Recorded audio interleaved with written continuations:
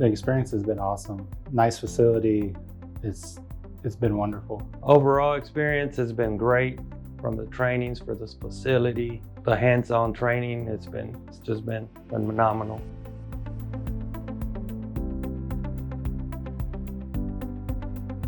It's a lot easier to take the time to explain things and let them troubleshoot and learn from the different problems they see at their location. The hands-on portion is way easier to acclimate people to, as far as, demonstration purposes, where out in the field you can't really dive super deep into stuff. You can't break stuff so that they can learn from it, troubleshoot it. Being able to have them do those kind of things here is awesome.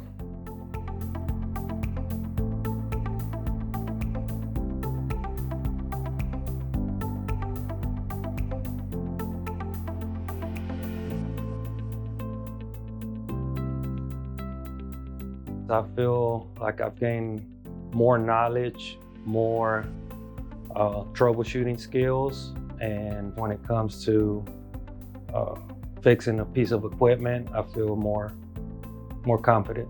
Knowledge with the HMIs, I gained more knowledge of that while I was here. With the robots, more knowledge on plumbing. I feel a lot more confident back at the workplace with those areas.